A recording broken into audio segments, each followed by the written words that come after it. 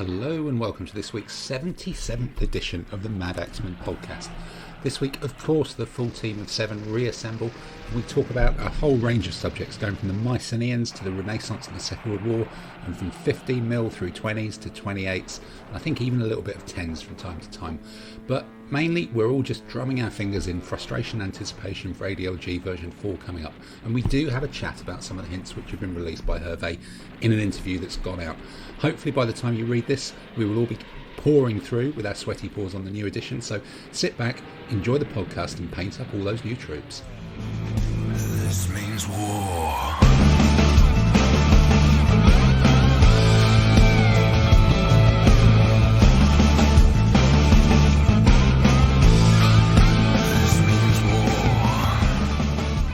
Well, look, welcome everybody to, I've just bloody lost count really, an innumerate number of Mad Axeman podcasts here.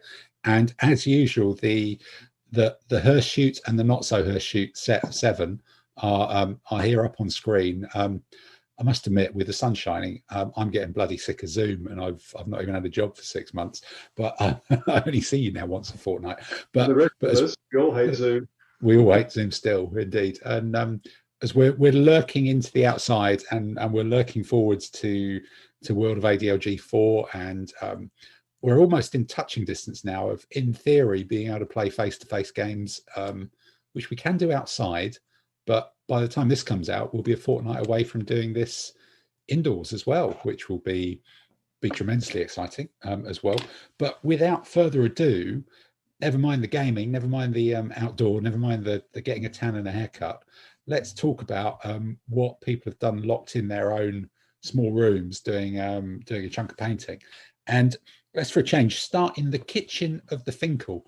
Mr. Finkel, in your kitchen with your red pots and your grey pots. Maybe it looks like you're doing some sort of weird chess-based thing, or possibly the grey ones are for American Civil War battleship design. The red ones are the rebels. Yeah, red ones are the rebels. They're Zouave pots that you can do for Zouave shipping. So what have you been up to in the last fortnight in the world of painting? I've almost forgot what you were doing. So have I, to be honest. I'm starting one of these projects which is a bit like your Hungarians, I think it was, or your Arabs, and you think, oh God, it's ever going to end. And it's basically 10mm World War II stuff. I've done 12 bases of British infantry and 12 bases of British paras, and I found some more stuff which I'm painting and rebasing, and it just seems to go on and on. Is this because you got the Germans in plastic from Victrix, hadn't you? But no, that was Adam. That was Adam has got the Germans from Victrix. Yeah, and you've got Pendragon metals, then I'm guessing. Yeah, that's right.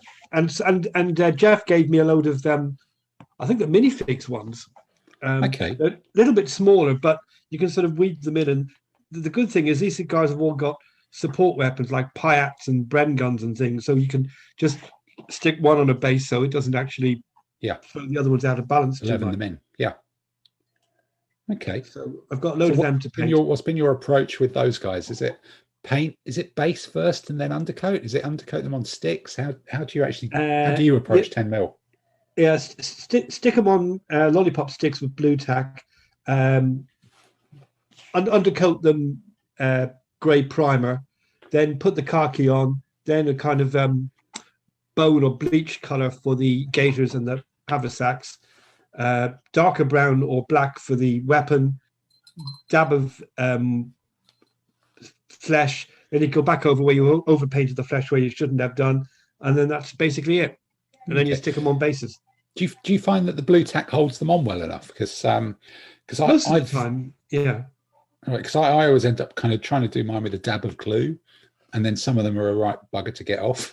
To be honest. Well, no, because there's only 10mm figures, so they're quite light. So if you've got a reasonable amount of blue tack, you can normally jab them in enough to hold them while you paint them. Right. Do you do blue tack with 15s, or do you glue those as well? I normally glue the 15s. I've only started using blue tack recently, so I haven't really tried it with 15s. It's a COVID related initiative then. Well, it's just something that occurred to me quite recently. And I've tried doing some of those Victrix Hanomags, and they're a pain in the arse. Is that the assembly or the painting? or both? Well, primarily the assembly, and then it looks a bit naff when you start painting it. I mean, it really would be helpful if you said, do this first, then do that, then do something else. Because you find you put it together and you trial by error, you've done it all slightly wrong. And for example, you stick the squad in, then you find that the bloke with the machine gun sticking out the front, there's no room for him to stand, which is a bit frustrating. All right, so it's either the man with the machine gun or the infantry in the back, or are you supposed to snip the infantry down? Well, you should really put the guy with the machine gun first, and then put your squads in. But because there's nothing to tell you that, you only find out by trial and error. More errors than trial. God, that's amazing. Because mine are from the metal ones from Red 3, and they slot together so neatly. You know, it kind of doesn't matter which way you do it. It all kind of fits. And I think I ended up leaving the undercarriage, the tracks and stuff, the track unit off to do that separately, so that you can paint on the top of the tracks, because that's always a challenge with those mill ones. So did you end up biting the bullet and buying 6 Tigers, which is I haven't bought any Tigers. I'm a little bit. I'm sure in terms of the modelling, the way they cut out and stuff, they're absolutely fine. Just putting them together and working out how to put them together, and that is a bit of a bugger. So I'm not inclined to go out and buy any more. And to be honest, I'm not sure whether we're going to keep these half tracks or just write it off as a bad job and maybe buy some somewhere else. Wow. Okay. Jury's out on that at the moment, but they just. Okay. I'm not convinced they're going to turn out as well as I would have hoped. On that note, then, because I've got some Stugs lined up, well, going to be lined up in the painting queue soon. Tim, did you say that you've done the Stugs? I've done the Shermans, and that was like a 3-part model, or it was 5. So I think it was 2 tracks, and the base of the tank was one thing. So you stuck the tracks onto this little base thing to give you some science fiction vehicle that you could probably do, and then you clip the top of the tank onto it after you've done all the tracks. Then the turret I think the turret might even have been one piece. I'm not even sure it had a separate gun.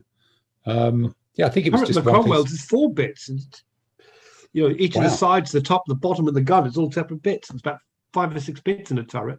Why I don't know, but God, that's really weird, because the Sherman was super easy. And we'll have to have a look at the frame of the Stugs, because 4 or 5 bits for a turret of a tank that size does start to sound a bit fiddly. Yeah, but I suppose the Cromwell is kind of square sides, isn't it? I don't know whether that makes it difficult to cast in plastic or. It's kind of slightly angular, more like almost like a hexagonal shape. But there's no undercuts, are there? It doesn't slope inwards or anything weird like that, does it? No, it's fairly rectangular. Yeah. Odd. Okay. So has it just been sort of all the last fortnight has been Second World War world for you then? Yeah. Okay. That does prompt me that I should probably go back and look at some of my own then. But okay. Well, Adam, as you were talking about things that you own and you're tempted to start, that presumably means you haven't started any Stugs yet. Anything or what's been on the Adam Bournemouth paint bench? I've done a fair bit. I'm actually quite pleased with the last 2 weeks, because I've done three separate things. I finished off the late 15th century knights I was doing, which I'm really pleased with. I'm pleased with the models, and I'm pleased with how I painted them, because the Perry models, all the horses in a canter and all the sort of like riders have got the lance upright. They're not in full-on charge, which I actually quite like. If I do a medium knight army like the Teutonics, and if I do that, I'm going to base the army around the knights, and I'm going to want them all in a long line, charging forward, lances down, looking grrr. Whereas sort of like where in the Ordnance French, the knights are just one part of the toolkit type thing. They look like they're traveling with intent, but they're not sort of like charging in. So they look like hopefully what they are, sort of the elite spear tip of the mounted riders, because they're near enough all in white harness, but the harness for the horses and are colourful. And I've done the lance, some sort of single colours, but quite colourful, some stripes. So I'm really pleased with how they turned out. Did you do spiral stripes, or did you just go for bands? I didn't do the barber's pole. I went for bands, because looking at the barber's pole, I sort of did some research on how to do that, and I just thought, because it's sort of like putting tape round. You can get tape and put it around, and I thought that's fine right up until what happens when you get to where the hand. Oh, I can't be asked, so I just did bands. I think that's a good enough compromise between that looks cool and that was easy. So those two things. Because I suppose it does mean your Google search history involves searching for how to paint a barber's pole, and I don't know if that's some sort of euphemism taking us into Because this army I'm actually making more of an effort, spending more time on than what I've been doing recently. So because I was thinking, so the riders, shall I just spray them gunmetal and sort of like more or less call it a gun? But I didn't. I did them black. And then I did a heavy dry brush and gunmetal. And then I did a heavy wash in dark tone army painter because I couldn't find any Nuln oil. And another dry brush of gunmetal, and then a light dry brush of silver, which because it's all dry brushing is ridiculously quick, but it just gives quite a lot of depth for the sort of like time taken versus effect. It's a really good sort of like equation. And the colourfulness comes there as well with all the horse tack. So I'm really pleased with them. They're really good. Then I spent some time sticking together a couple of Swiss pipe blocks, which is good. Now, how many pikes did you manage to get out of a box? Because those men can do anything, can't they? They can be any. Well, they can't. That was one of the disappointing things because I wanted 24 because I'm doing 2 units. Yeah, and I want 12. 18 pikes in a box, isn't it? Well, it's because I wanted 12 in a base because, like, when I did the Romans, I wanted them to. When I did my Roman legionaries, I wanted them to look like they're attacking and getting stuck in, so they're sort of like flailing limbs all over the place. So I only put 6 on the base, even though it says there should be 8. But even with 6, I was sometimes finding it hard to stick them all on because they were doing so much. But I thought with Swiss spike blocks, I want them to look as solid as possibly possible. So I wanted 24. And Tamsin, you're right, there was only 18 pikes and or pole arms. So I was thinking that's annoying, but firstly, there are also sort of like 4 commanders, someone waving a flag or playing an instrument or something. You can go in the middle.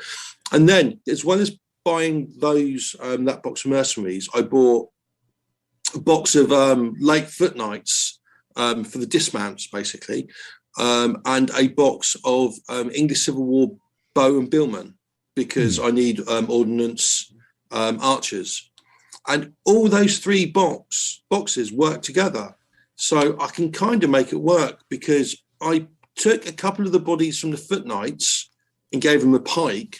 So the front ranks of the pikes look like really solid, fully armoured. So that looks really cool. The 6th edition medium infantry with an extra heavy infantry crust. Extra heavy crust, yes, indeed. Proper old school rules. Yeah. And I can use, there's lots of options on the arms of the English billmen for bills and pole arms, which can go onto the bodies of the mercenaries. So each pike block has got 1 or 2 pole arms in the middle, which is quite historical. The Swiss pike blocks until quite late weren't all pikes, they had lots of pikemen.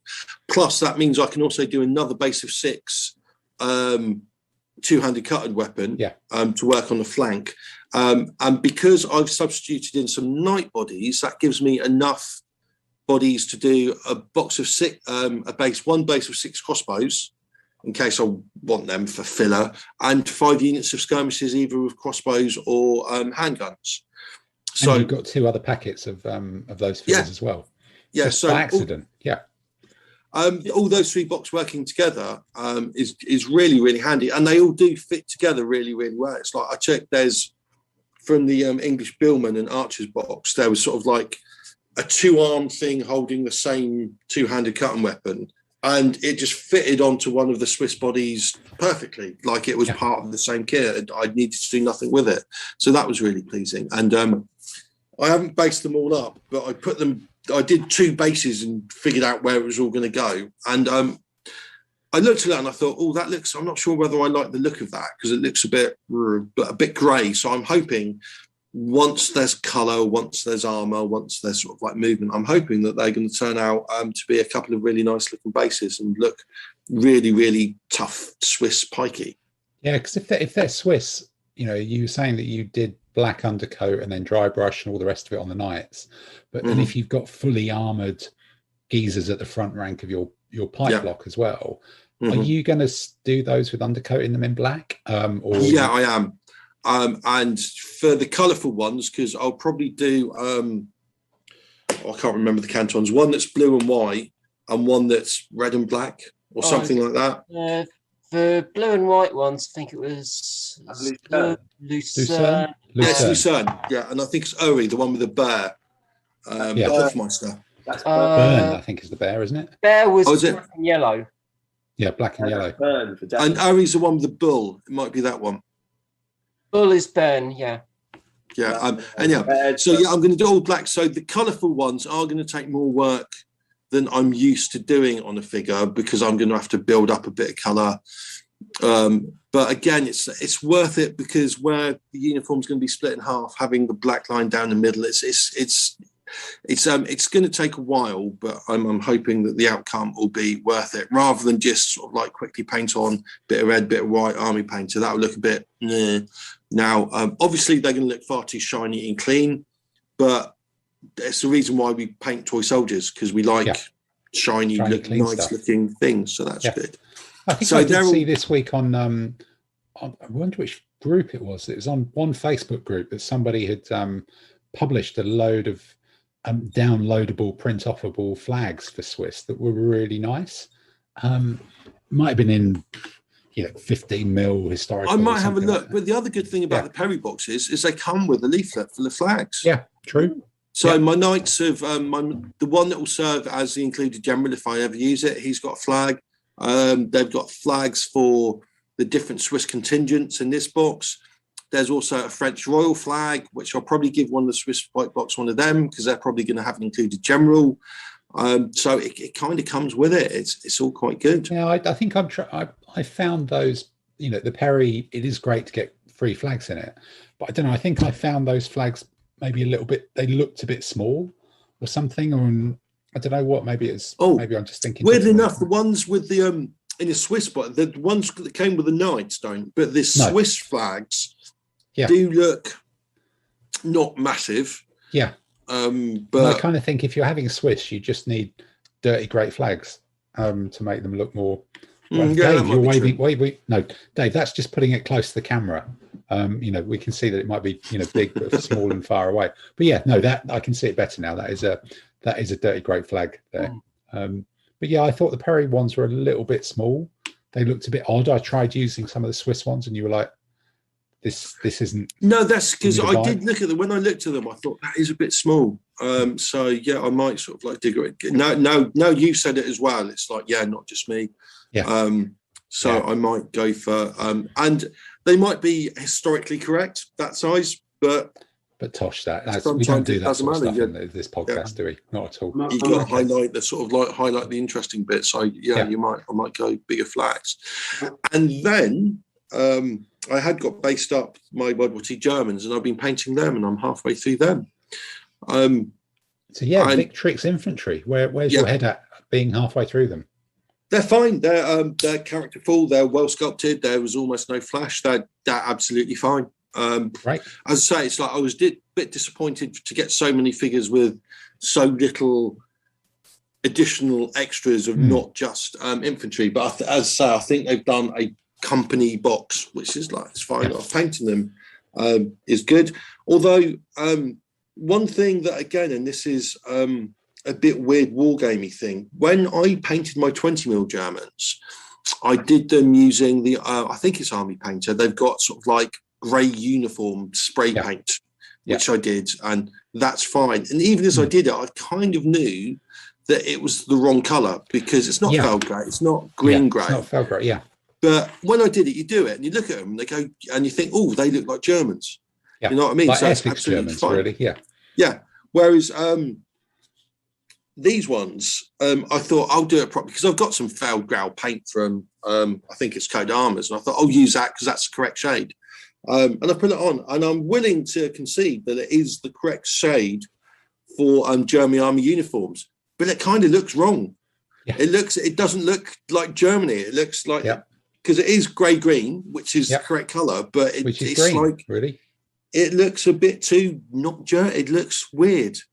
I've done. You know, we're talking the same thing on the flags. I've done exactly the same thing with all my Germans, and I don't know. I might have found a website that suggested this.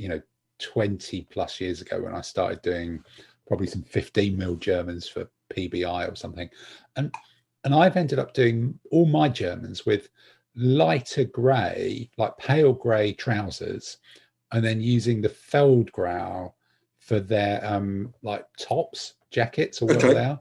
And it's one of those weird things because I know that's completely wrong. Unless Tams is going to tell me that there was that's not overly wrong for early war. Early war, there we go. Now maybe we were all just obsessed with early war. So having lighter trousers, light grey trousers, and then the Feldgrau top is where my head is at with Germans. And then again, I've looked at thinking, should I do them all with monochrome, and it just doesn't work because I think particularly on the tiny figures you need a little bit more distinction. I don't know, Tamsin, is that a thing that was just blitzkrieg early war, or did it get into the 43, 42? It was early war where you really saw the difference between sort of the colour of the trousers and the jackets. That's almost Napoleonic when they used to. You've got to have different colour jackets and trousers. That's the way it works. Yeah. I might give that because me painting trousers will take minutes because it's just like whack, whack, whack, whack, whack. But I want to put on the rest of the colours first because I've only really so far done the uniform colour. So it might be that it's just that's the only thing that I can see. So it looks wrong. And once everything else is done, that might work. And I'm also going to use army paint, although I'm not going to use the big tin because that's quite gloopy. I'm going to give them a light wash of the sort of like water-based one, and that might help settle it down as well. So we'll see how that goes. Tamsin, can you tell me what colour should I paint a Piat? Piat, the anti-tank weapon. The English one. Here. That's just the sort of what scale are you talking? 10 mil, sort of green, black. Green. Yeah. Okay, thanks. It was green. If you've got sort of olive greens. Yeah. If you're using Vallejo, I'd say reflective green. No, I'm using Coat d'Arms, sort of lighter added in. Faded olive. Huh? Faded olive. Yeah. You might need to give fade because that's Coat d'Arms paint, isn't it? Yeah. Don't really know those, but same colour as the British tank and call it a good one. Yeah. Right. And that would be the same. You'd use the same colour for either mortars. Yeah. What about the sort of Piat bombs? Would they be green as well, or different colour? They tended to be, yeah. Right. Okay. Let's paint the whole damn thing green.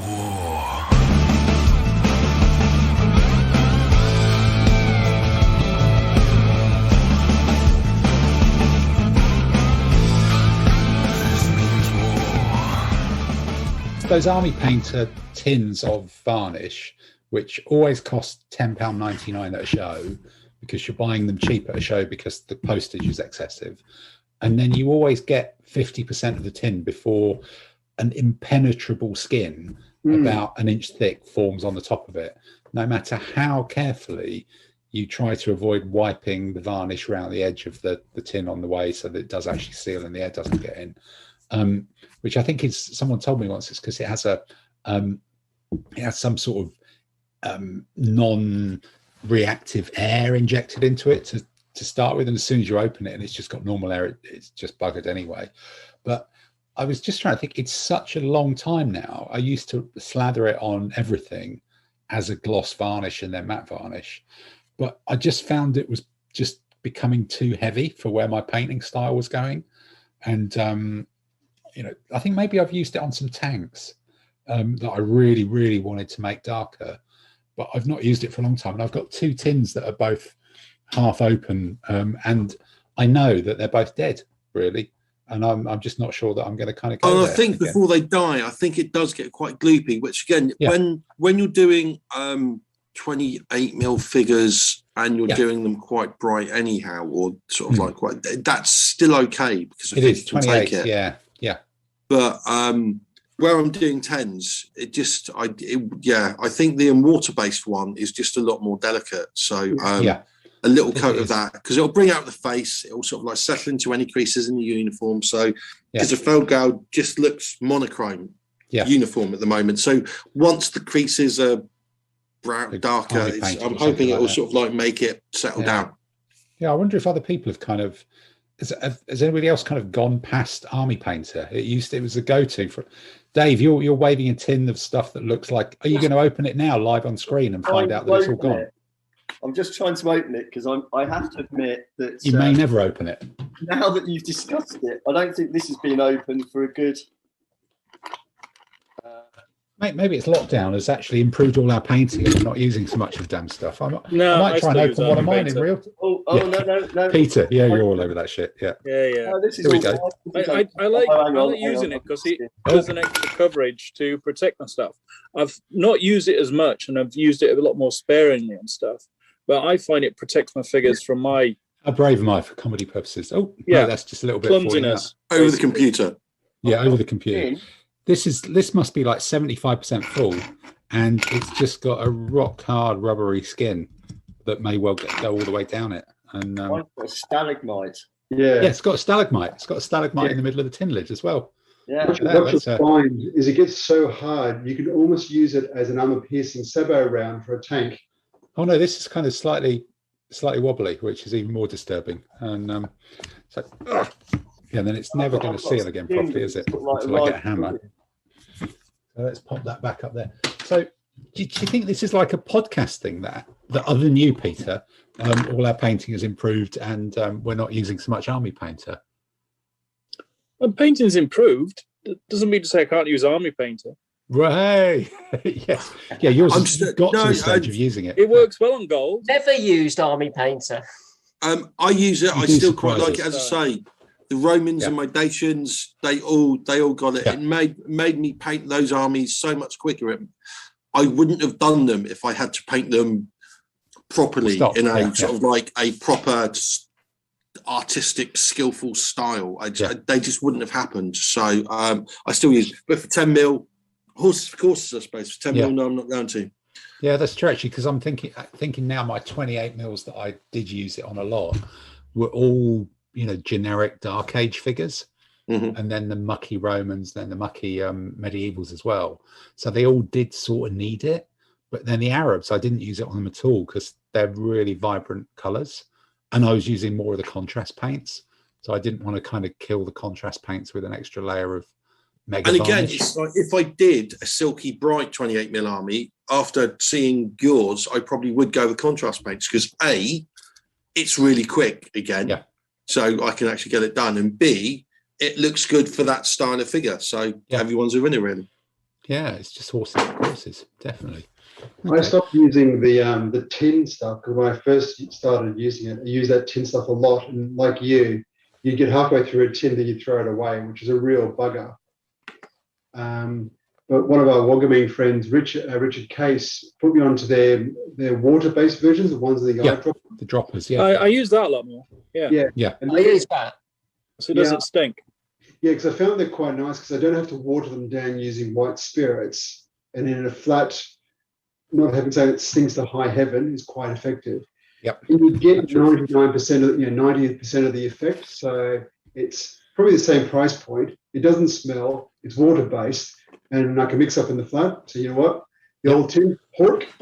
And I think I bought the, actually it might have been from the Napoleonics as well. I bought their 12 wash, set or something like that comes with a bit of the wash dilution piece as well. And I think I did the blue wash on their blues for a lot of those Napoleonic 10 mil things.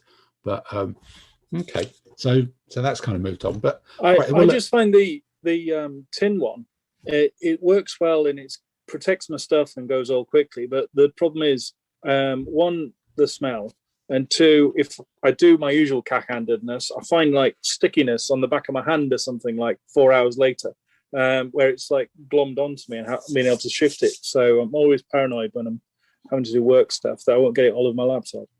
Actually, I'm just looking at this again and thinking I've almost always bought strong tone in the tin, the gloss varnish tin.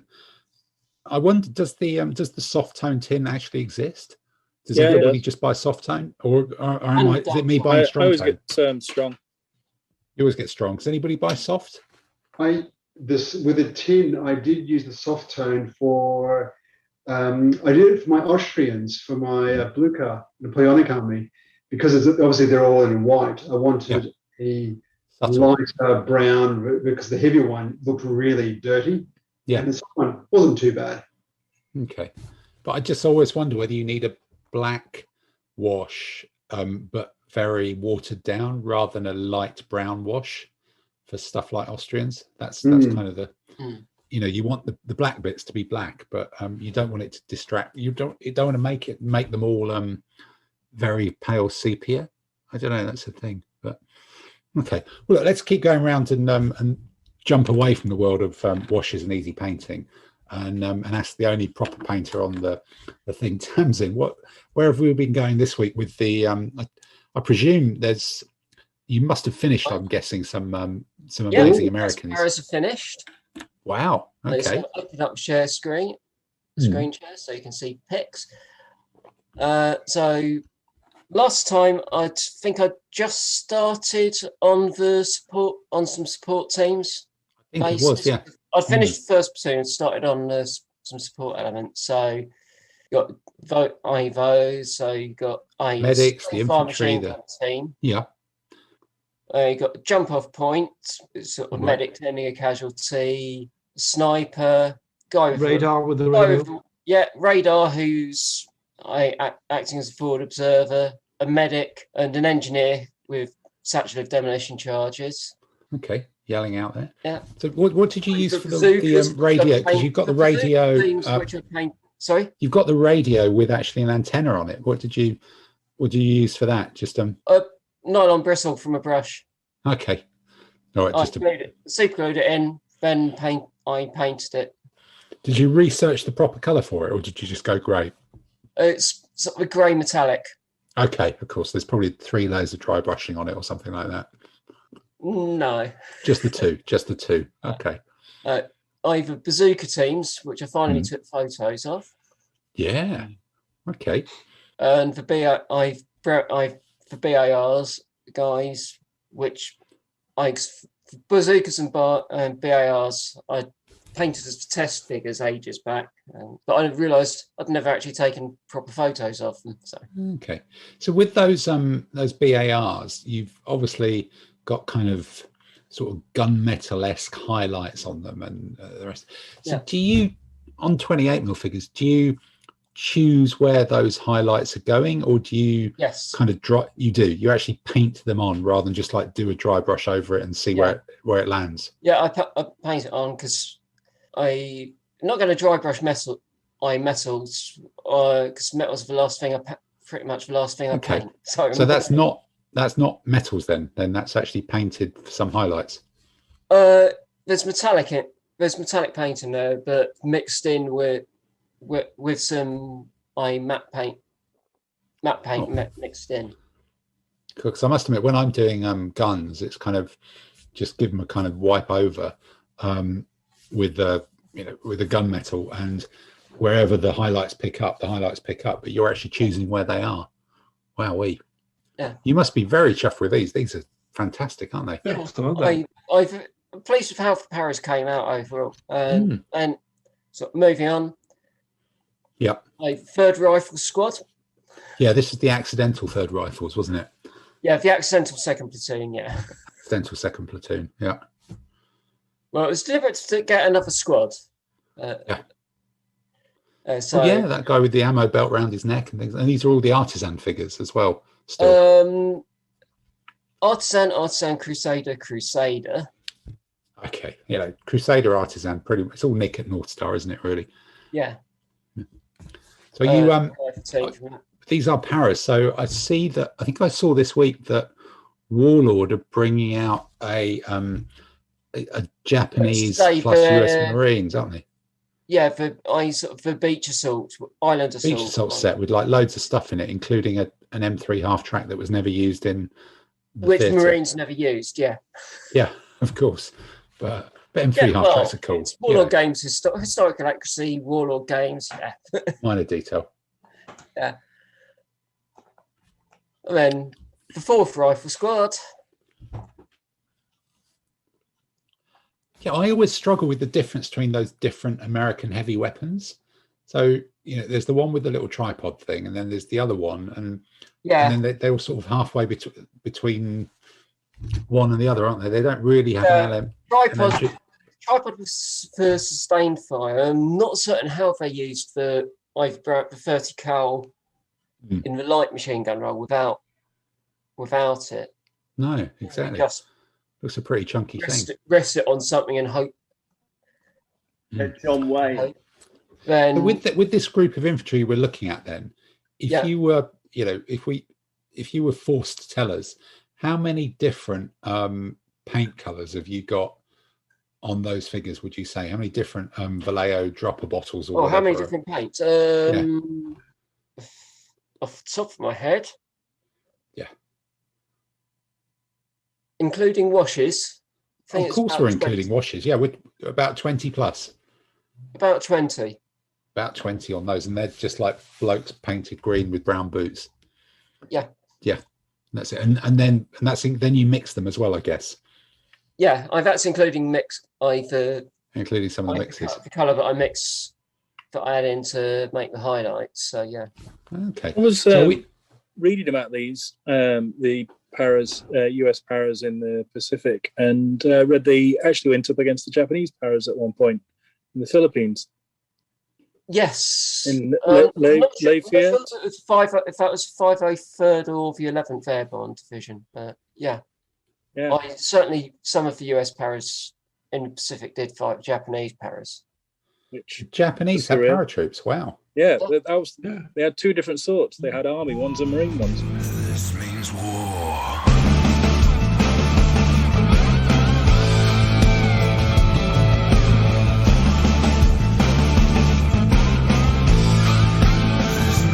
Then, having finished the US paras, stayed with the 28mm Airborne, and the Polish paras.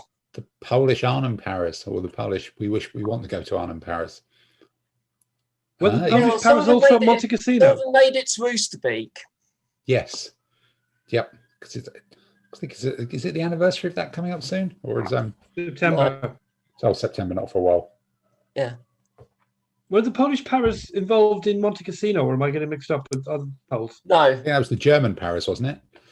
No, it was the Poles took Germans the Abbey, but I don't know if the paratroops the or not. Polish Free Force was in Monte Cassino. The Polish fought there, but not their paras. Right. Yeah, because I just had to take this last photo because 7 figures out of 18, all basically the same skull. Leg pose. Yep. Bottom half. It's the Polish Airborne synchronized hopping team. Synchronized hopping team. Yeah, they're all walking with the right leg down and the left leg up, and just running forwards. Okay. So, given these are British para type smocks, what are the 3 primary colours? Because there's a brown, there's a beige, and there's a green, isn't there, on the splinter camo? Those ones, I did them all in sort of the second pattern Denison, so it's the more sort of greenish grey base. But was there a Vallejo, triad for those 3, or was it all mixed? Right.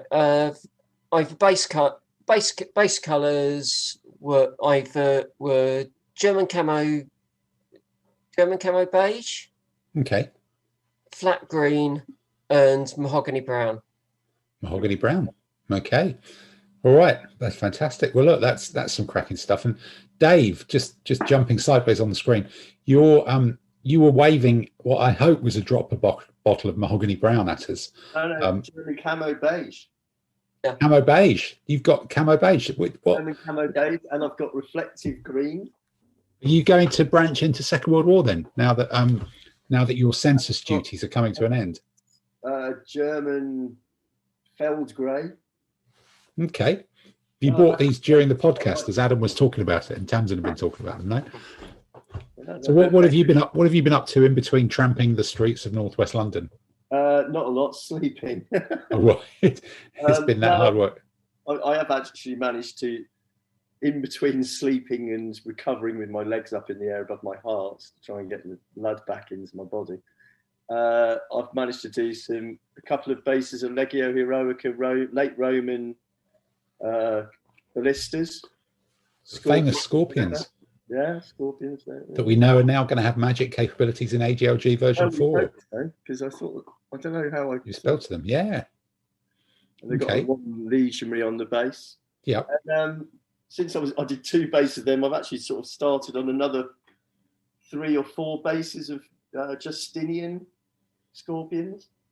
Oh wow, you're just going to be like Dr. Scorpion then. Yeah, artillery. It's just going to be a barrage of bolts from you next time we're all on table. And I've even found my incendiary guys from Outpost Muslims. Wow, my God, that's got a thrower and a rocket lance guy, whatever he's called. Because you just don't hear about Outposts anymore, do you? Nobody ever seems to suggest them. I had a lot of them at first. Yeah. There's a guy who was a doctor of something, and I think he was actually a doctor of botany or something, but he researched and wrote some rules for Crusades, didn't he? And they were nice figures, those. Yeah. I think I found the spears on the cavalry were really almost pointless. You know, well, the spears being pointless would be a bad thing, but they were just so flimsy that they almost needed drilling out from the off. And there was like a one-piece guy. There were some figures were better than others. But some of them were really good. Some of them were really good. Yeah, I think it's still out there and still chugging away. Always a thing to have a look at. But other than that, it's waiting for version 4. And what will we need to add out armies, and what's the next project to come along? Just waiting for that. Well, maybe on that one, let's look to the man who's the king of patience and waiting. Peter, what have you been up to in the last couple of weeks? Any progress on the hair cutting front, or is this just all swept up and trying to? No. It's nicely coiffed now. So they brought along several sort of wheelbarrows to cart away all the horse. Hair. Yep. You're going to make some cushions or something like that. Yeah, absolutely. Well, I think several duvets or mattresses, to be honest. There's so much coming off. Did that, did the gym, and then got absolutely buried with work. So I've been awfully boring, even to the point of sitting out in the sun with a laptop. I actually got to go outside. I felt like a vampire. But I was doing more plotting. Where are you going to find one, though? Hmm? So you felt like a vampire, but where are you going to find one?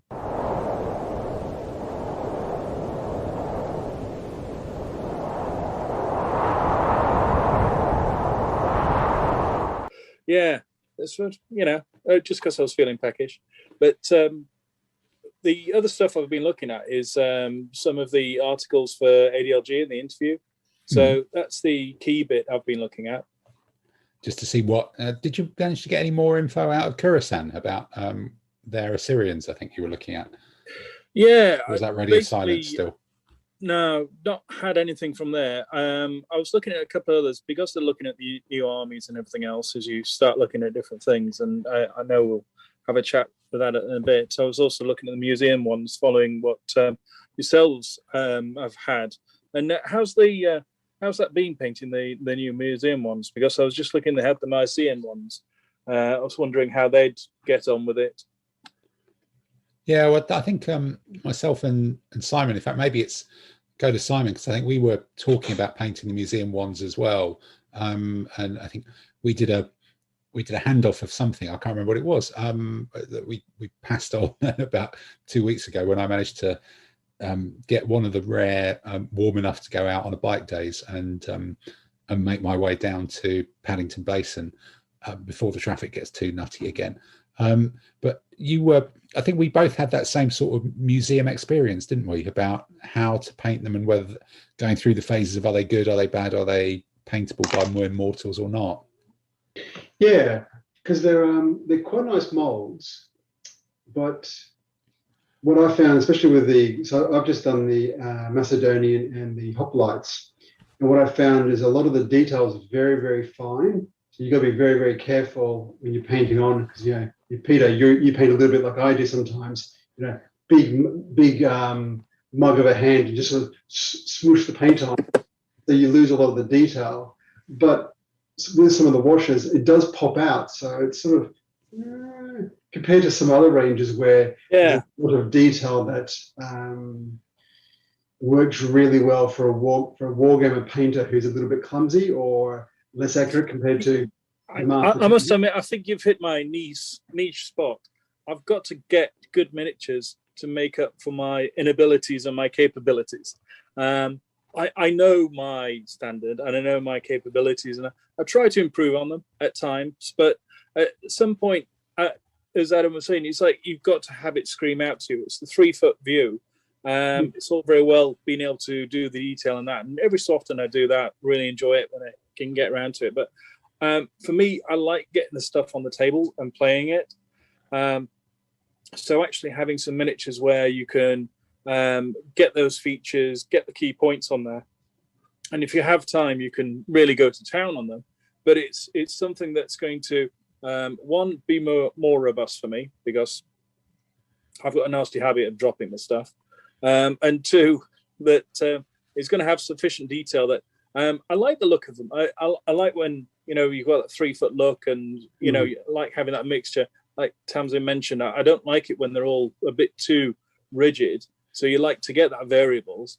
But it's just, and for me, I like looking at some of those ranges and sorting out the armies. That's why I think I've got to sort of get back to sort of doing some of the play tests and everything else.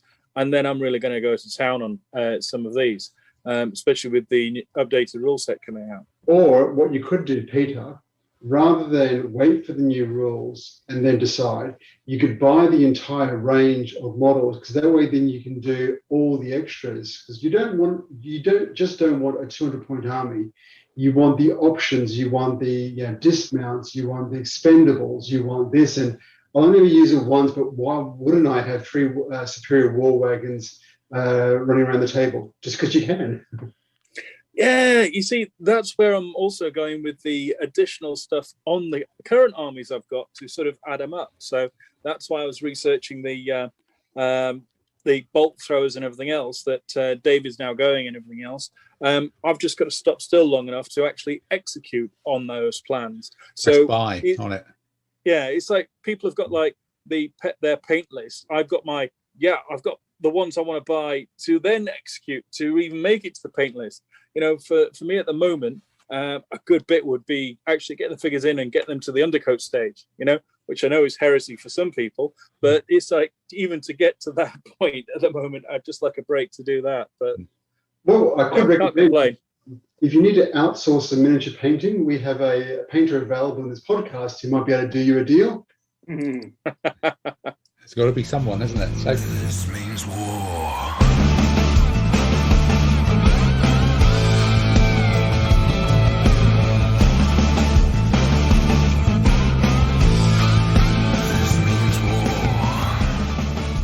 All right, so Simon, what other than finishing off the Hellenistics, so did you finish them, or are you still chugging through them from last couple of weeks? Finished. They're finished. They're done. It's a miracle. hey!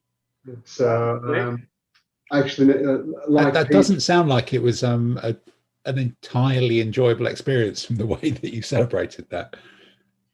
Yeah. They were one of those armies where I'm glad I didn't buy the whole 250 point of Hellenistic Greeks, because I think by the time I painted the 4 bases worth, I was like, yep, I'm done with this. Don't really need to paint any more of them. So the Macedonian Greeks, they were interesting, but by the 3rd or 4th base of them, I was finding they just weren't floating my boat a bit. So I'm guessing because I've never played the army, I've been trampled by them a few times, but because I've never played one, that impetus and that desire to really go to town with them just wasn't there. So it just got to the point of, fine, let's just get these out of the way so I can then decide what else to go buy. So they look all right. So, the pikemen are now, they're all on the 40 mil 1UDY squares, and there's 16 pikes per base.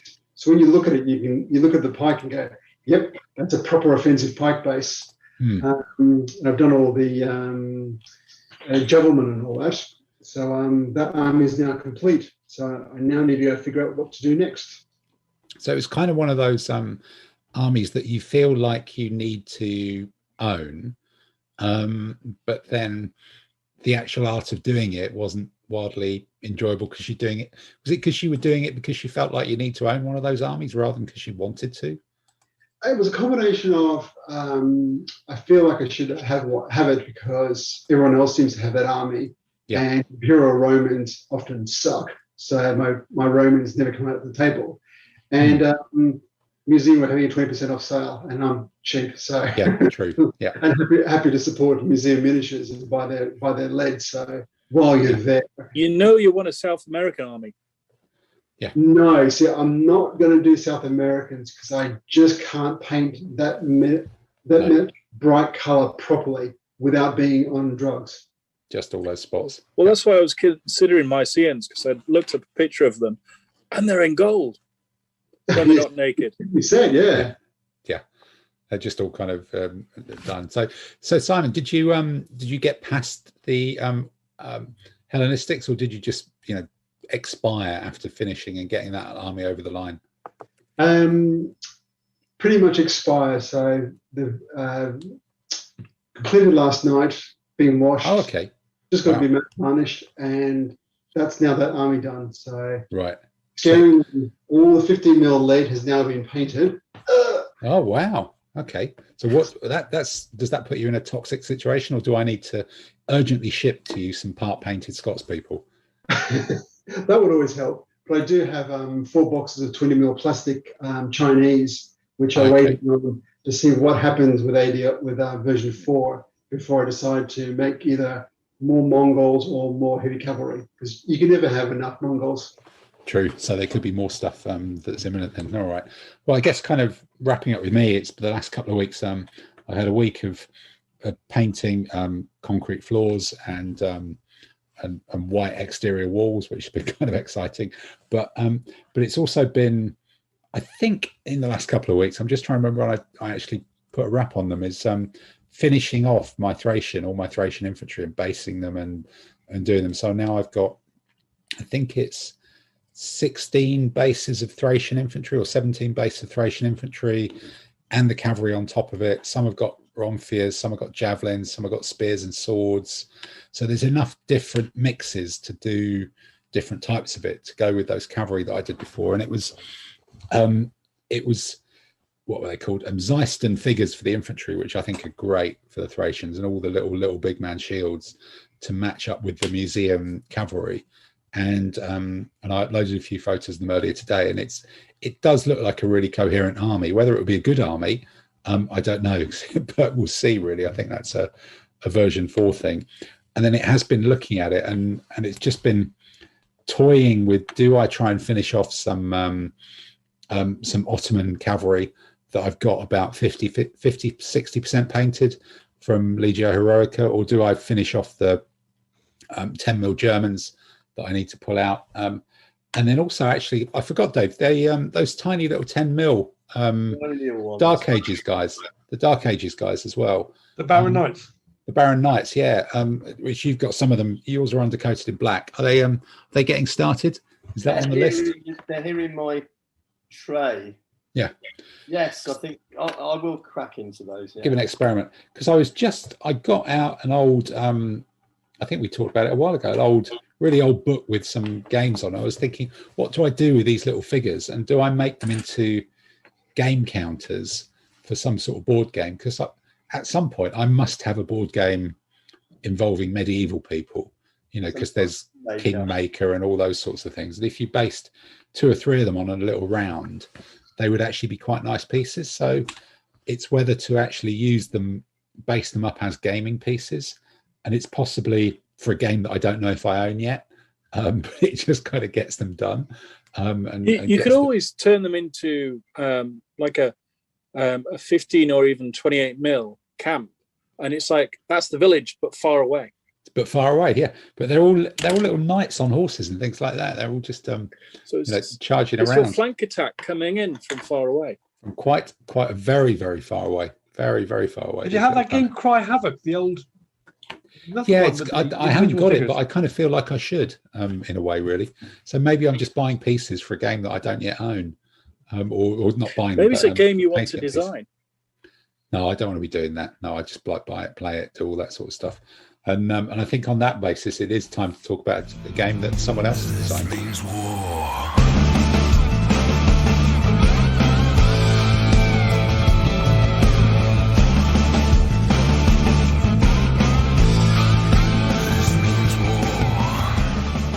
So look, we've in our drip feed of, we haven't got ADLG 4 yet because it's all stuck in customs somewhere. Although they are shipping out from Italy, the English version, somewhat bizarrely. I think the Greeks will have it soon, and the Scandinavians will as well. Go Finland, rah rah rah, or whatever that means. Or possibly that's a Finnish second division football team. But there has been an interview with Hervé, the author of ADLG, that Paolo, the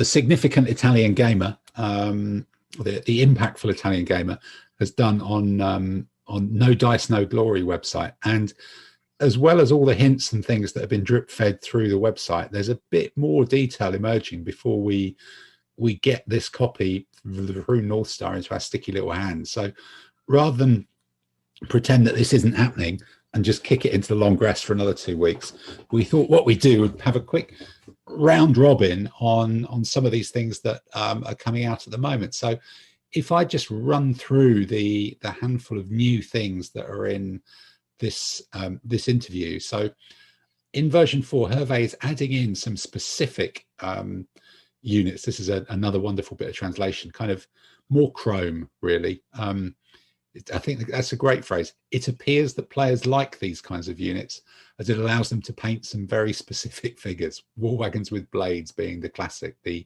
anti-mounted, the anti-elephant Roman, Camillan Roman, classical Indian and communal Italian carts. Very, very unusual characteristics. So they don't shoot. Other war wagons tend to shoot or do shoot. These guys don't. They can charge and contact the enemy, which is completely different. They don't pursue, I guess. Fairly sensible. They've got a combat factor of 2 against elephants, which is pretty pokey. And even better, they cancel the impact ability of elephants. But I guess they're reasonably easy to avoid. And they're an 8-point budget, which makes them, I think, fairly cheap. So, let's just run round and ask the question. Peter, you're Mr. Elephant. Does this fill you with horror, or does this fill you with a desire to get a Camillan Roman army? No. See, this looks interesting. The reason being, the 2 armies which I'd look at is the classical Indian and the communal Italian. I think they would be absolutely hilarious to suddenly rock up there, because what I'd have with the classical Indian, I'd have 1 or 2 of these wagons supporting my elephants going in. So normally in those sort of periods, you have someone turn up with his elephants, you've got your elephants, and it's a bit of a sort of blast off. Whereas you have one of these, you can really upset them and then go in with your elephants. I think that'd be great fun. Okay. I don't know, Dave. What's your thoughts on these? Does this look like a little bit of extra colour for you? I'm not sure. I mean, I presume the Camillan Roman is it's not the flaming pigs, is it?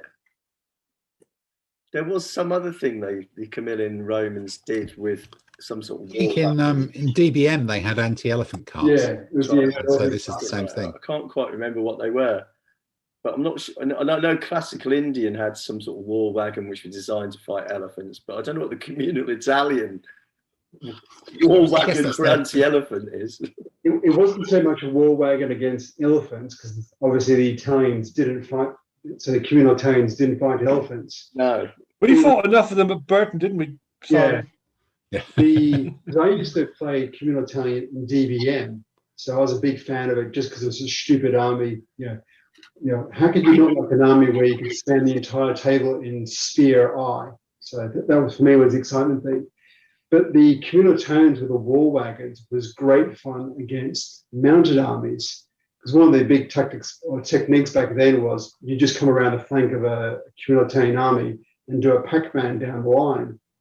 When you put 6 war wagons across your army, sometimes 2 on each flank, you've got 160 mil deep of base as a flank attack. You're protecting against your flank attacks as you walk 40 spear down the table. It was great for pushing night armies off the table because they couldn't get around you.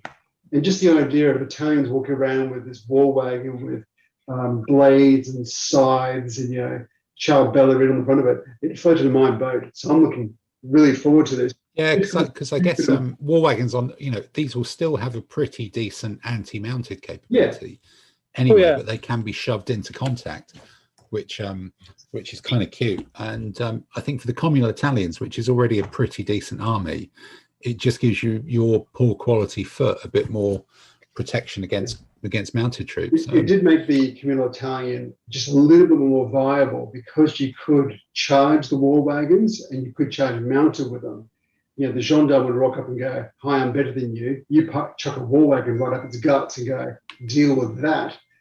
That tended to get their attention, and they never recoiled. So it's like, I lost. Don't care. I stand here. Okay. And I don't know, Andy, have you got any? I've never really buy any of these armies. Do you own any of these? I've got the kind of makings of a communal Italian with my sort of Norman knights and some crossbows and things like that. But I've never really. I mean, Simon and I once used communal Italian at Burton, and we had good fun doing it.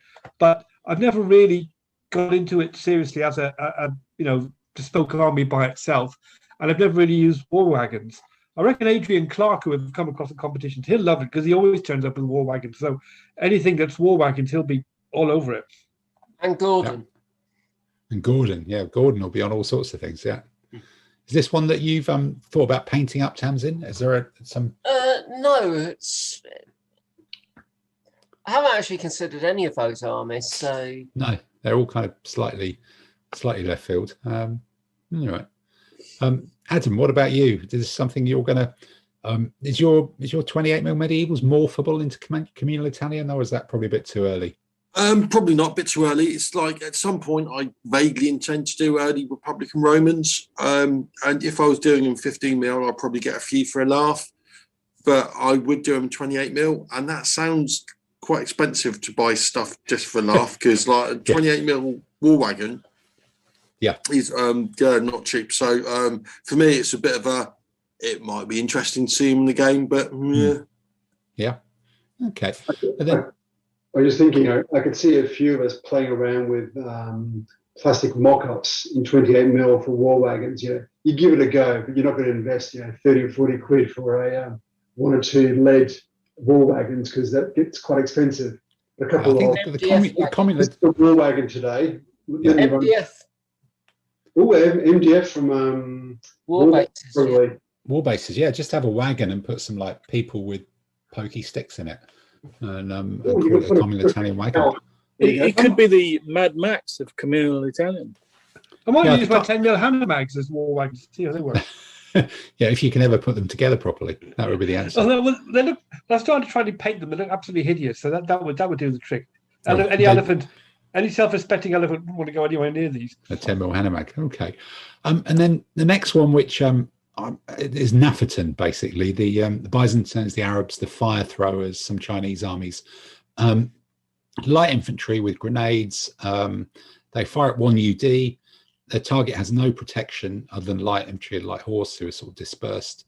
They get +1 against melee and shooting against elephants and wagons. So this is light infantry that's kind of quite decent, more than quite decent against elephants, and they cost 5 points. So, Dave, you were waving some of these at us. So, have you actually thought about this and thought they might be pretty cool? Well, I think the Byzantine ones are interesting because that's the Greek fire guys, the guys with the fire siphons. Mm-hmm. So that they're going to be quite good. My first automatic thing is gulp because this means Inyaki's Ghaznavids have got Nafatan. So he can have his elephants being led in by Lightfoots who are even better than they are normally. Well, these are almost like the side chariots of light infantry, aren't they? Well, if basically, okay, they only shoot at 1, but it's going to be hard to clear his Lightfoot screen from in front of his elephants, because Ghaznavids definitely had Nafferton. They had Nafferton on the elephants as well, I think. Things like that. They used to throw pots of naphtha from the elephants.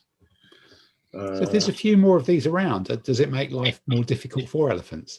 Well, I'm hoping so. Yeah. It's almost like back in the DVM day when you had Siloi X, I think it was, or Lightfoot X, the weird and wonderful. Exactly. Yeah. They were great fun because you have one or two of them in an army. And I remember one of my armies had it, and this war wagon, Lightfoot X would appear with a hand grenade and go, aha, throw a hand grenade. Oh, that didn't work. Trample. So I think if it makes things a bit more than just rock, paper, and scissors, and gives some of that colour that some of the armies like the Byzantines and the Chinese have, that'd be great. Because I remember some people doing some great models of, Lightfoot with flaming pigs coming out of them, or hand grenades on fire, or explosions. So you can see modelers going to town on this. Yeah, because looking at the Ghaznavids used to have Nafferton with light infantry firearm at 4. So these are a little bit better, but they are a little bit more expensive and have a shorter range.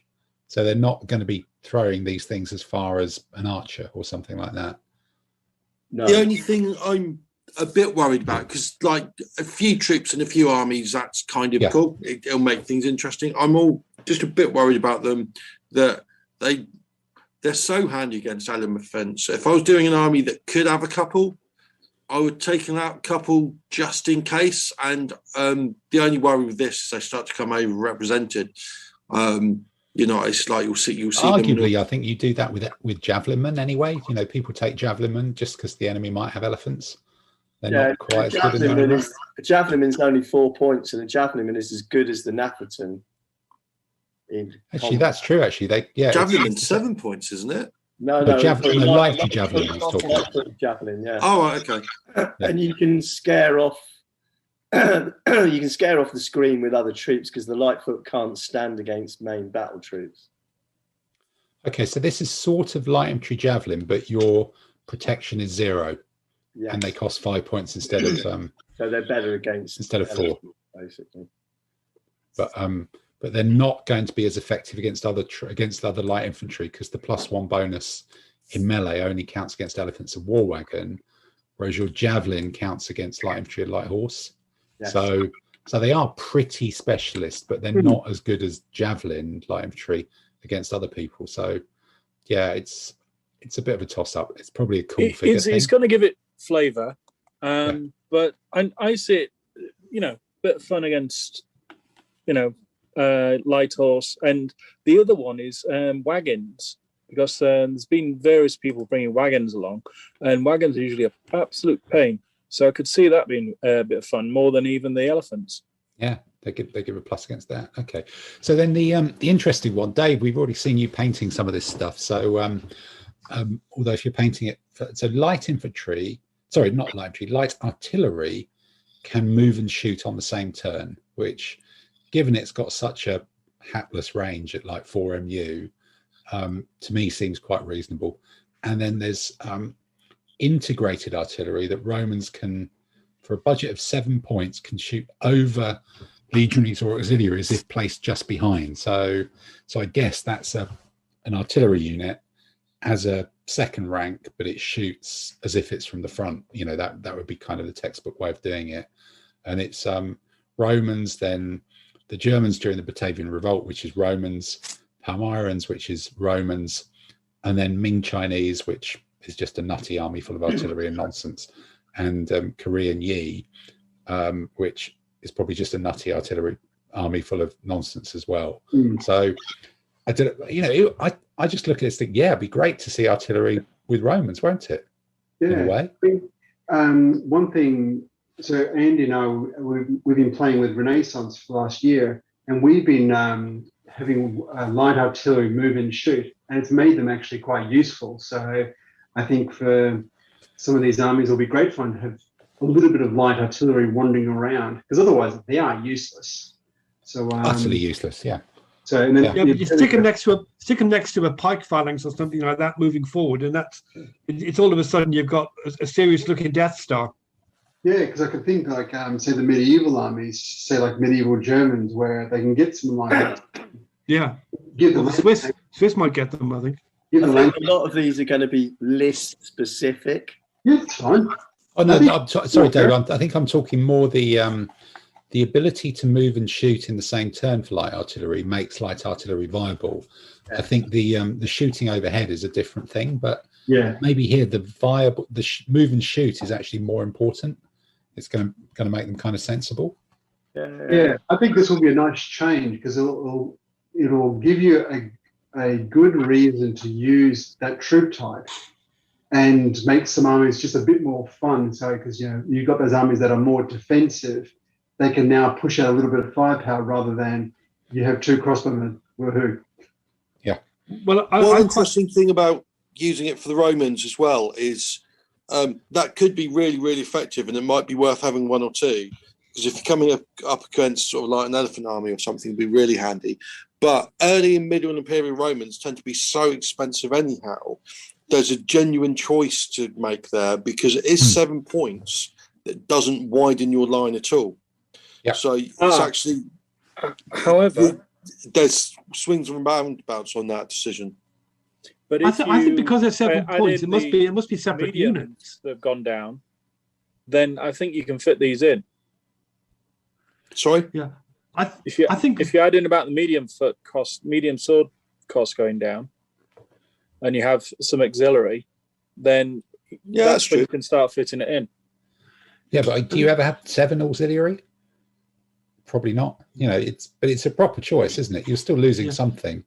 But it'll be interesting for us, Tim, for the Thracians, because one of the Thracian allied options is early Imperial Romans. So you can now take an early Imperial Roman ally with one of these artillery jobbies. With a little bit of thing, but in your Thracian army. But it's still going to mean, 1 or 2 shots with artillery before someone hits your legions, which is is that 7 points? I don't know. Yeah. 7 points is worth it, I reckon. Yeah. Yeah, because you think of does this balance out the cataphracts at some point? Yeah, it balances out the cataphracts a bit. And now they get impact. If you've got a 40 by 40 millimeter light infantry unit based behind a legionary base, does it shoot from the front of the legionaries?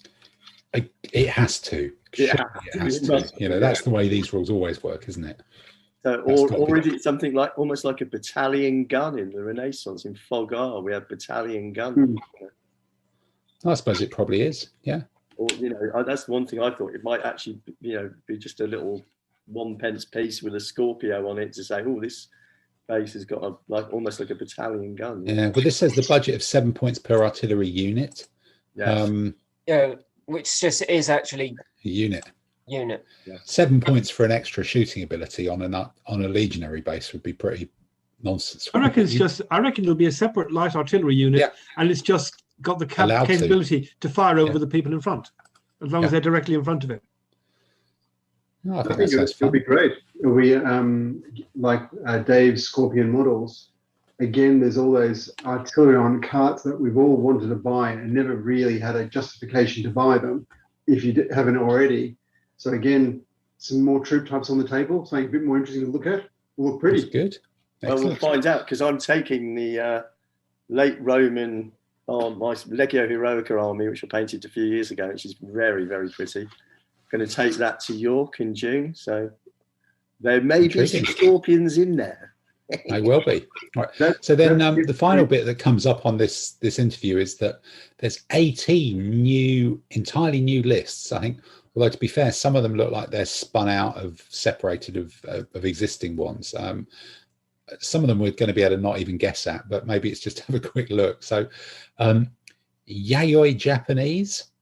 Anybody got any clues on that? That's very early Japanese. Yeah. Very, very super early. So pre-samurai. Isn't that what they called cocaine in Scarface? Pass. What was no comment? I think to go all line of duty on you. No It comment. looks like they've redone the Japanese list completely and turned it into kind of 4 lists instead of just 2. Because there's high-end Japanese as well, isn't there, in here as well? That's another one on the list. So the samurai, which was always a bit of a, maybe that just makes these different types of samurai more viable, because that was always a tricky, weird thing that never really works as it should. So that might be a good thing. So post-Roman British is intriguing, because there was one before, wasn't there? Sort of. Well, it was called Romano British, wasn't it? I think, but it went from about the year 300 to the year 845 or something. Hasn't Hervé split the Romano the old British, list was Romano British, and I think that included sort of like Brittany, the sort of northern French. I think it included the Saxon invasion as well, or post-Saxon invasion British, all in one list. So splitting that out, maybe this one gets a bit more of a a super duper late Roman feel, and the Anglo-Saxons get to be the ones after the Romans had kind of gone. Later Scots-Irish and later Pictish. I think that was all squashed in with something else, wasn't it? There was one list that was about 5 different armies. Caledonian Scots, I think it was called, wasn't it? Well, that was one of the options in a sort of Scots-Irish list, wasn't it? Yeah. But the Picts lasted forever, didn't they? There's a couple that stand out for me, which I think would be quite interesting. First of all, there's the last Indian list, the Viagra Kingdoms. Is that it? Yeah. Can we just start calling it the Viagra Kingdoms? We might be able to come up with that as a thing now, and then everybody will call it the Viagra Kingdoms. Sounds good to me. Let's go with that. But the looking it up in the history, it looked quite interesting, and looks something that I don't know what the list makeup's going to be, but they had some interesting troop types, and of course lots of elephants. So that's one that's particularly interesting. But then there's some of the African kingdoms, which depending on where they've leaned to, some of the Western African ones, they had their own sort of felted cataphracts, that sort of thing, as well as some decent troop types, which I think would fit well depending on where that list is actually put. So there's a couple of interesting ones that can come up there. And then the Japanese ones, it sort of cries out to finally doing a Japanese army, but I've got to see how it fits, because I know a couple of people on the call have not had the best luck with some of the Japanese armies in the previous list. One worry I've got about the African kingdoms, and it'd be interesting to see the lists, is I remember when I first started playing WRG, you had the Chinese list, which was China from 400 BC until 1500 AD. So having African kingdoms, Africa's quite big, and its history's gone on for just as long as everywhere else. So it'll be interesting to see what their interpretation of African kingdoms is. Well, it's because they've split out some of the other ones. There was actually there's always they've got the Tafia as well. Yeah. There's always been Axiomites and Nubian and things. I think they're just. If these are in, these look like they're. Do they look like they're in order? Possibly they do. Yeah, I think they are in chronological order. If it's African kingdoms in that sort of order, near the Taifa kingdoms and feudal, it may well be the African kingdoms that had contact with the sort of southern Islamic state that kind of went into those empires, the south of Morocco, Songhai and things like that. No, maybe even the West African, the Songhai. There were some big empires that traded with Mali and the Muslim kingdoms just north of the Sahara, that they were like proper empires that there's some proper history about. Not kind of the more people who were big enough to put armies into the field, I guess, is where it needs to be. It's going to boil down to which period they're set into, because part of what it does on this list, my assumption would be they're feudal. Which would put the Muslim in contact. So possibly they're going up against medium knights. Possibly they get their own. Who knows? Won't have medium knights, but anything else in here that looks interesting? Astur, Leonese, and Navarrese looks like an early feudal Spanish. Well, it looks like it's really gone to town with the Spanish, with the Tafia, which is the Tafi, which was the southern Muslim kingdom in Spain. Then you've got the Leonese and Navarrese, which is going to have medium knights. It's got to. I think it's going to be too early a period. And then the medieval Cyprus, that could be a lot of fun as well. I think after Leonese and Navarrese is going to be the early sort of heavy cavalry combinations, and then you're going to go into the feudal Spanish and then the medieval Spanish. And then medieval Teutonic gets separated out, I presume, because that was like a medium and a late night list, wasn't it? I think. Yeah. And then feudal Welsh, who knows? A bit more detail. Feudal Scandi. Medieval Cyprus there was a Cypriot list, a sort of Crusader Cypriot list, which I've used a few times, so I don't know where that goes. And then there's the funny old Polynesian Melanese army. Yeah, well, that's good news for Dave, isn't it? Dave Madigan. Yeah, there's at least one person who owns one of those lists as well, and then it looks like they've tidied up the periods so that any list which is in the feudal period has medium knights, and then any list that's in the medieval period has heavy knights, which just makes competition organising a lot easier.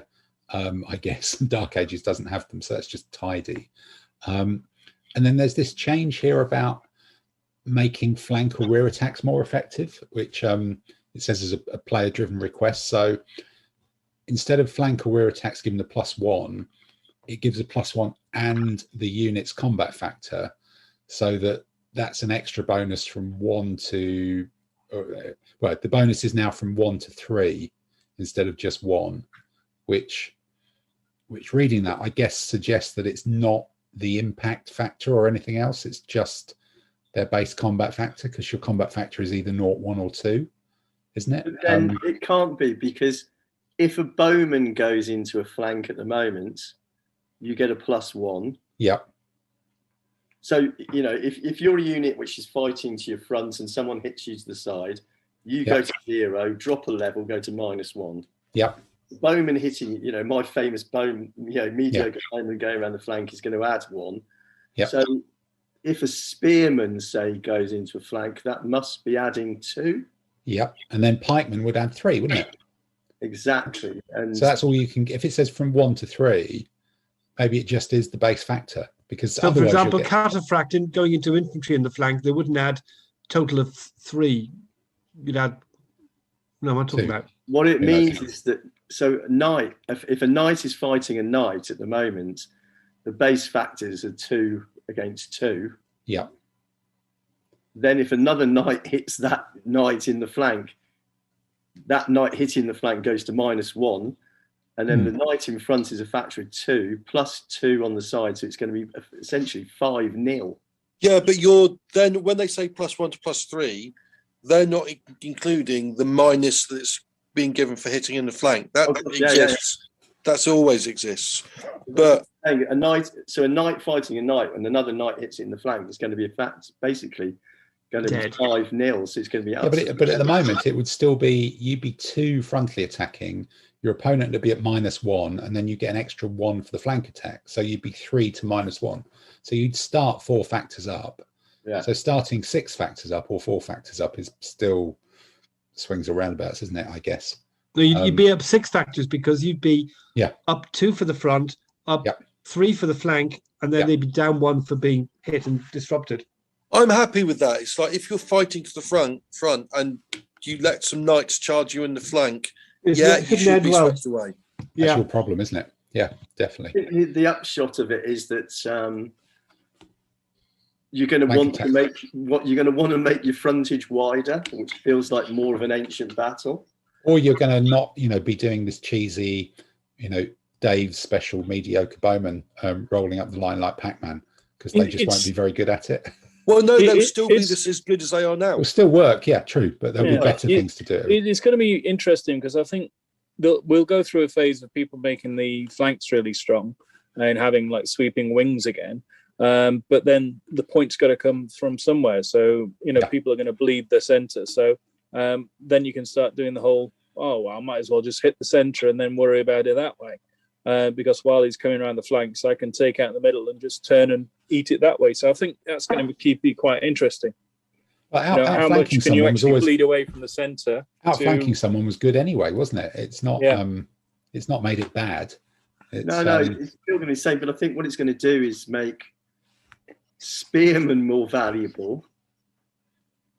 That sort of like slow dying in the centre, and I think it's just going to. I think it's got some interesting. I think it's going to make armies larger, if anything.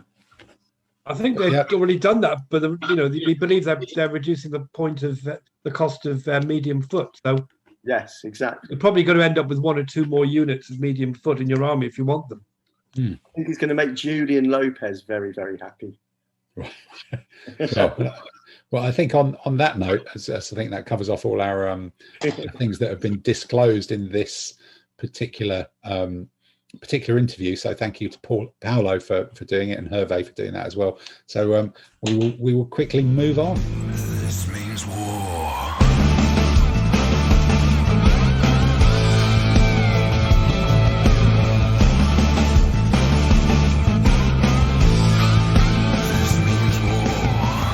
So now into the gaming section of this gaming sort of podcast, really. It's taken a while, hasn't it? So we've had a couple of our players in the last fortnight have managed to squeeze in some games, and I suspect next time in a fortnight we might see even more if there's some more outdoor activity going on, not in a Hampstead Heath sort of way. But Simon, what games have you managed to do I'm assuming online? Yes, this whole physical thing, in person. Yeah, not a big fan of it, but the old tabletop simulator still working. So I had a game of Renaissance against someone who reached out through Facebook and said he's keen on playing Renaissance and likes the idea of it, and gave him his first game on TTS.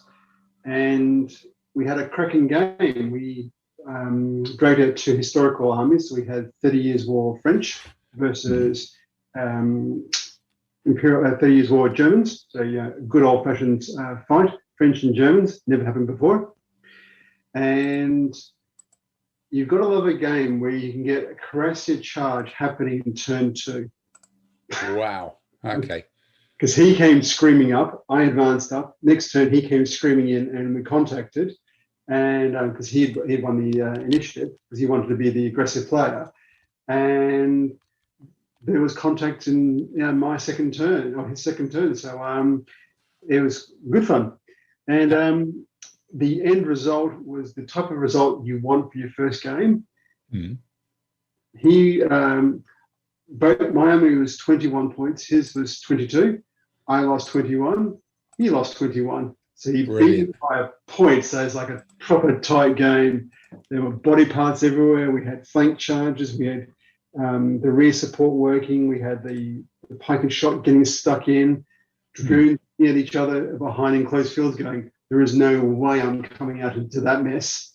And artillery being sacked. It was thoroughly cracking first game. Sorry? Cracking first game. Yeah. He's played Fogar and other Renaissance games back in the day. And he likes the ADLG, the violence type of mechanic where you can get things stuck in. So you had two wings of Cuirassiers being very German. They came tearing into the French, and the French were on the back foot from about turn 2. Did some horrible things to his Cuirassiers by putting pike and shot units into them. That resolved a few issues. Yep. But then he started to outflank the pike and shot. We actually then got pike and shot going into square formation before being trampled on. So got to try out a whole bunch of different rules of, quick, I'm being overrun. Go into the defensive square, help. Got to do something. Got to do something with it. So, okay. Good fun game. And we're going to have a rematch or something this week. No, we're trying the 3 UD range for musketry. Did that work well?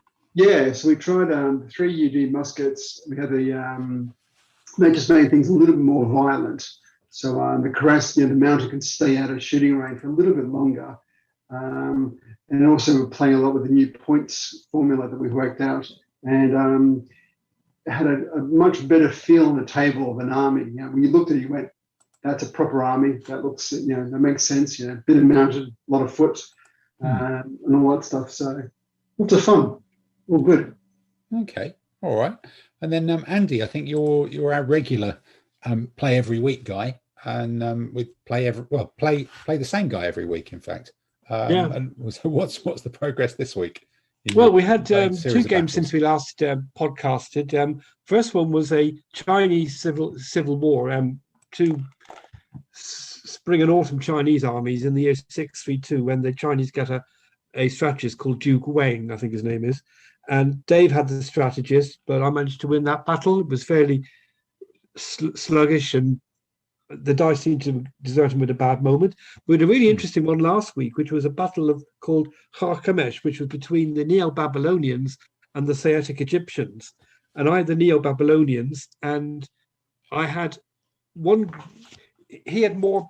He'd 4 elite chariots, and I only had 2 elite and 2 ordinary chariots. My chariots were busy fighting his hoplites, and I just stayed there and let his hoplites come on to me, and that worked reasonably well. It was fairly even. But while all that was going on, my main infantry force, which was 4 mixed bow sword units, I had them corseted with 2 hoplites, heavy spear, and on one wing I had 2 camels. And the bow was shooting at his heavy chariots and gradually hitting them.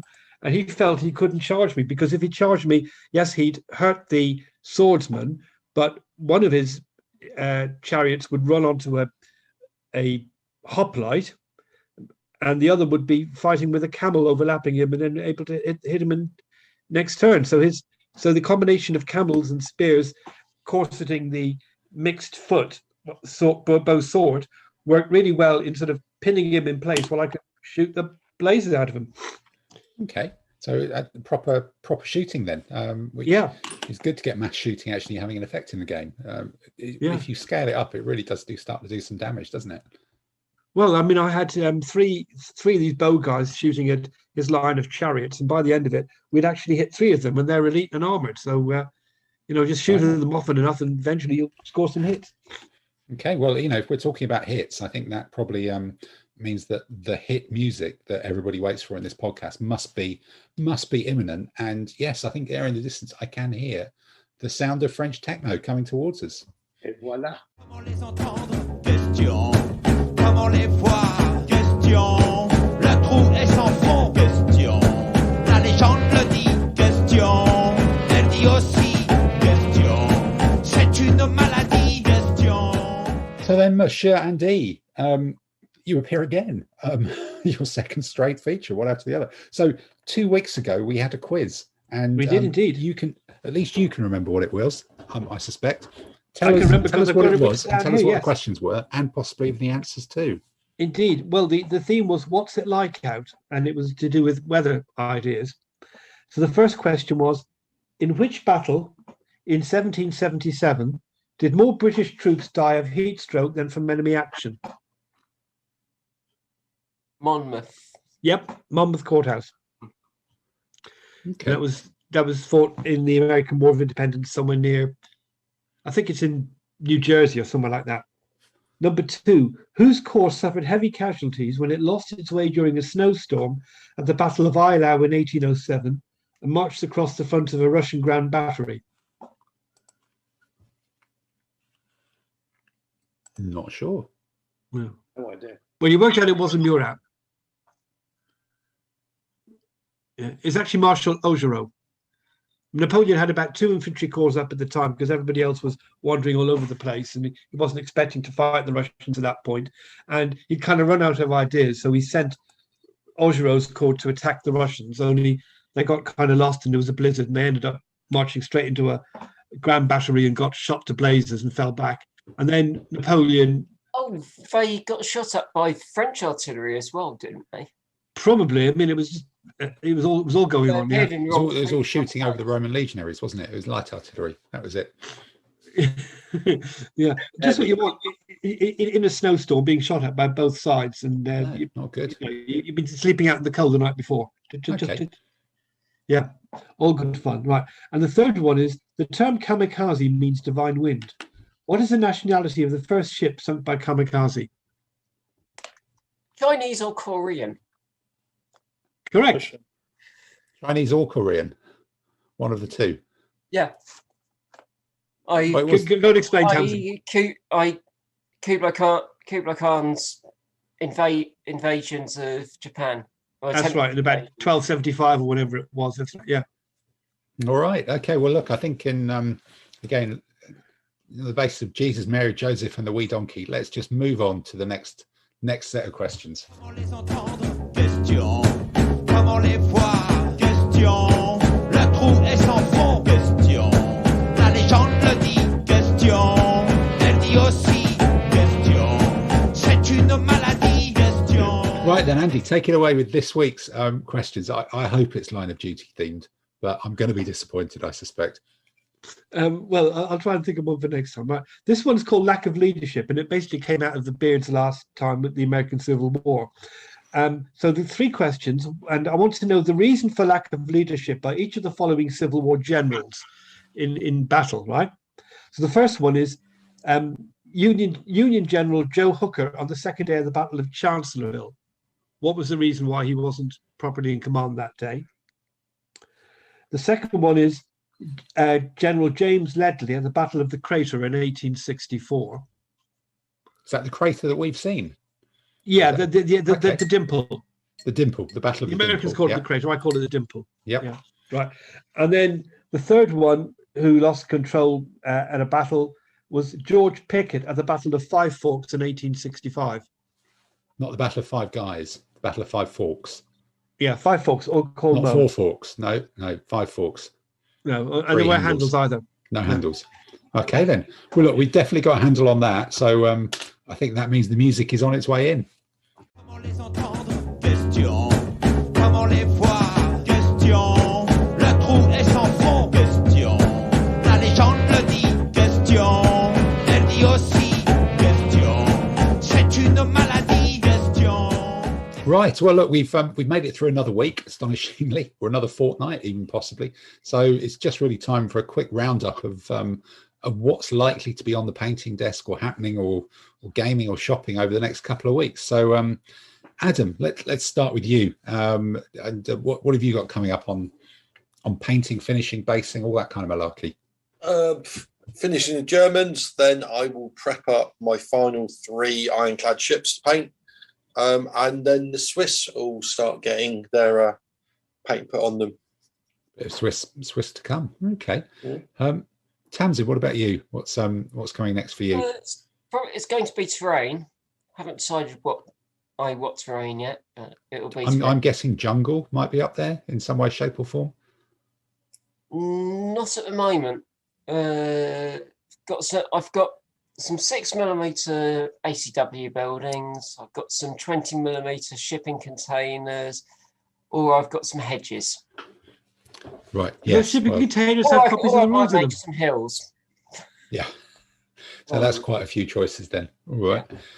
So Peter, do you think you're going to be you're going to be getting onto pressing click, or are you going to wait till ADLG comes? I have booked myself a day off on Friday, and I'm going to do an Oddities Day.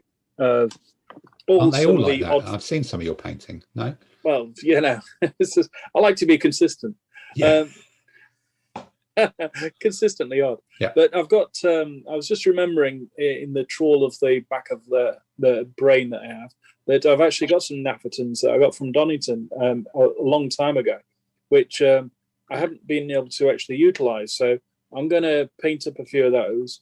I'm going to try and get an order in to get some of the carts, the bolt shooter cart things for my Romans, and just have a bit of fun with a few odd troop types while I await the book's arrival to then work out that, I'm going to do this army and do something totally random. But I know I've got various odd troop types because I know Simon and a couple others were joking about, the army you've got. I know when I've gone along and bought some, I've gone, they look interesting. So I've got various odd ones, which I know I can actually use to flesh out different things. Okay, so catching up on bits. And Dave, now that you're back in the bunker and your tramping around London is coming to an end, what's on your list? Is it opening a drawer and being surprised at what you find? It's waiting for the new rule set, basically, and then working out what things are missing from the stupid collection and what do we need to do. I'm desperately ready to start a new project and start painting another army, but I think it's best to wait and see. Yeah. Just at the moment, because there may be you may need another 2 bases of knights. You may need 2 bases of something and 2 bases of this. So I think it's wait. I think we're all just sitting here waiting for European import duties to work their way out, aren't we? In lots of ways. Yeah, or customs clearance or something to happen. All right. Well, Andy, you're the legal expert. Is there any strings that you can pull to help us with that, or are you just so busy just staring in disgust at your own Hanomags that there isn't time to fix international freight treaties? No, international freight's not my strong suit, I'm afraid. I'm going to put a request, Peter. Could you order one Roman Caraballista thing for me when you put your order in, and I'll settle up with you? Will do. Just the one, or do you want several? No, just the one. I think it'd be an allied contingent. Okay. And my painting thing is just carrying on with this never-ending World War II 10mm project, and I might be somewhere near the end of it, or given up in disgust by the time we get to the next podcast. Okay. Oh, Simon, you almost gave up in disgust on a project, have you? And then you were saying that you're kind of a little bit light on what's coming next. Yeah, very scaringly. I've actually painted up all my 15mm lead. I'll just bring you some round. Maybe I've got some Polish Hussars that just keep staring at me. Yeah. Well, I could cycle to Canary Wharf. It's only 25 kilometers. Wings that are missing. Yeah. So, like everyone, I'm sort of waiting to see what comes out in V4 to then give me an excuse to buy an army that I don't need, but it's shiny and I want it. And then also see if I need anything more for my 25mm medievals, which I probably don't, but I'll probably buy something anyway, or my Chinese. So, but I have been looking at some of the Arab armies, but it's not an army that I've got at all. And I do like the idea of a June-esque style Mujahideen, Fremen type of Arab army coming across. Would you do that in 28mm or 15? Probably 15s, because I don't think it would be an army that I play that often. So 15s is a lot cheaper. I'm trying to keep the 25s for the armies I know I'm going to play a lot. So yeah. Chinese, I can go from chariots to medieval, and medieval I can do all of Western Europe. I like the Donington stuff for the Arab armies. That was fantastic. Some of that was lovely. Yeah. Some of these Spanish Kingdom armies are mainly sort of swordsmen in black. The picture of them in the book, so they could be very easy to do. You just paint them black, and there you go. Off you go. Yeah. You've also got the Tafia one, which was the Spanish. Taifa, isn't it? I'm pretty sure it's Taifa. Tafia is something that you make baskets out of, isn't it? Ain't no what, Everton. Yeah. Tafia, Tafia. Scouse Tafia Kingdoms, yeah, Scouse Kingdoms of Tafia. Liverpool European Cup, yeah. Yes, possibly true. Yes, we're not talking about Ryan Giggs on this podcast.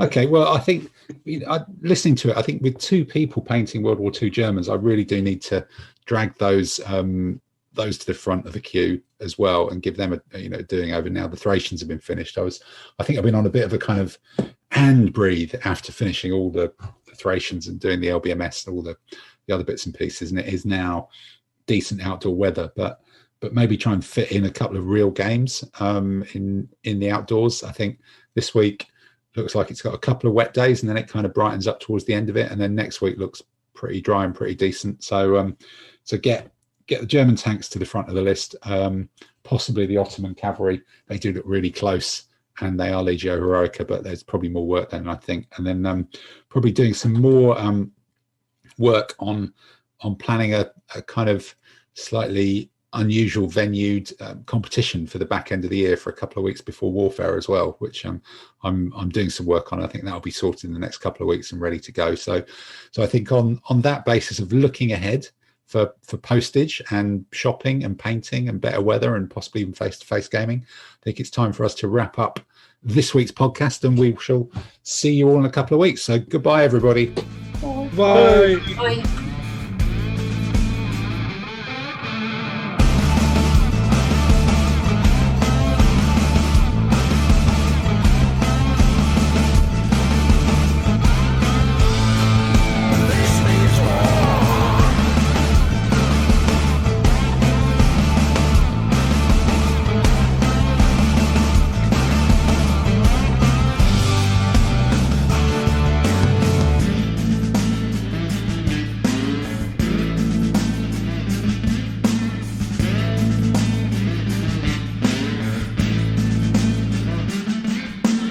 I'm ever going to get the lid back on this army painter now I've opened. No, you need to get a hammer. That's the answer, isn't it?